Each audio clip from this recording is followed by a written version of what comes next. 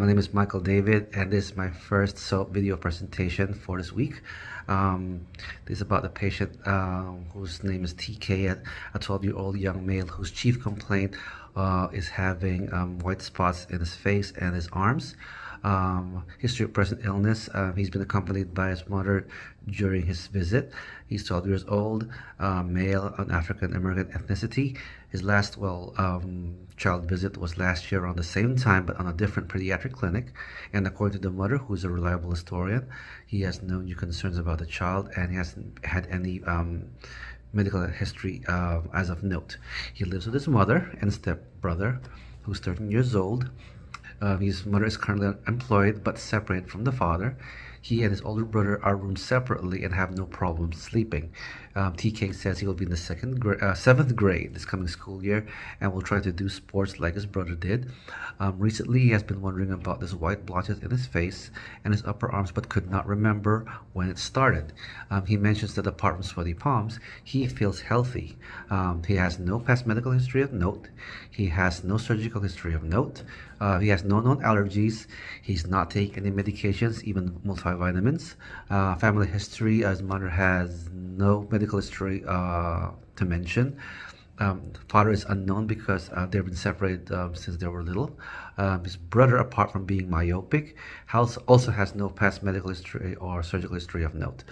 His immunizations are up to date, including HPV, influenza, meningococcal, Tdap, and TD. His diet is mostly composed of a balanced diet with fast foods at least twice a week. He drinks around 15 ounces of water a day, along with an average of 2 cans of soda. He's not taking any multivitamins, and he doesn't drink caffeine. Social history: he lives with his mother and stepbrother. He does not drink, has never smoked, has never tried illicit substances. He's not sexually active. He always wears a belt when inside the car. As for mother, there are no weapons present at home, and they live at home with smoke detectors. Review of systems: general-wise, he denies unusual changes in weight, fever, fatigue, or sleep problems. HENT, he denies any vision changes, abnormal deviation of eyes, or any blurring. Denies any hearing difficulties or breathing problems. Denies problems eating or swallowing. Cardiovascular, he denies chest pains and cyanosis, flushing, or tachycardia. Respiratory-wise, he denies any cough, wheezing, or dyspnea. Skin-wise, apart from the white patches on his face and arms, he denies any rashes, pruritus, skin breaks, or balding. Blood pressure is 130/70, heart rate is 88, respiratory rate of 20, his temperature is 98.1, and his O2 saturation is 98%. He stands at 170 centimeters tall, weighs about 131 pounds, and has a BMI of 20.59. Physical examination: general. He appears to be healthy, well nourished, and clean, with no signs of any distress. He stands and walks unassisted with no problems. Skin-wise, it's appropriate color for his ethnicity. The texture is soft and smooth. There is white skin patches noted on the face and upper extremities, but no lesions, elevations, or erythema. It is dry and intact with normal skin turgor. HENT, his head is symmetrical and normocephalic. Eyes are equally reactive to light and light accommodation. No icterus. Positive orbital movement. Positive moist mucous membranes in the mouth. Clear oropharynx and normal pharynx. No tonsillar exudates noted. No ear discharge or tenderness noted, and both nares are patent. His neck has no swelling, no edema, or lymphadenopathy. It has full range of motion, and there's no thyroid enlargement. For his lungs, there's no dyspnea, wheezing, cough, or tachypnea heard on auscultation. He has bilateral clear lung sounds and bilateral chest expansion. His heart rate and rhythm are both regular. No friction rubs, gallops, or murmurs heard.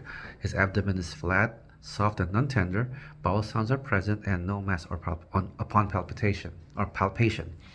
His extremities are all have full range of motion, and no deformities noted.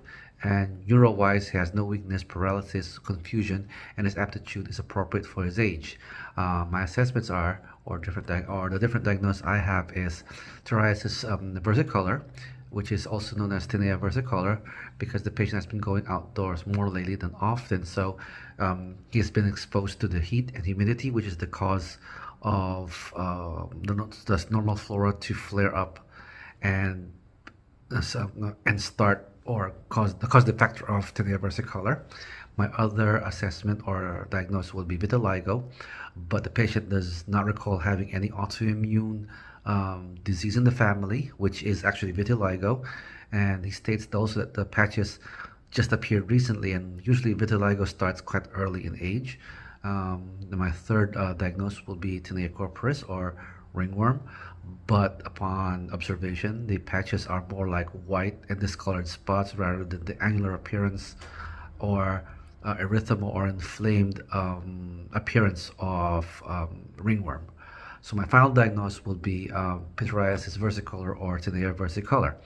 So the plans for this patient is first we have to educate them that they shouldn't be alarmed of what's going on, because his condition is caused by his skin flora, which is mostly part of the body, which is just exacerbated by sunlight and perspiration.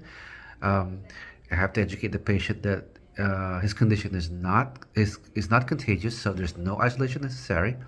We have to recommend the patient that he can shower often and avoid prolonged sun exposure. We also advise the patient to wear loose and breathable clothing on hot and humid days.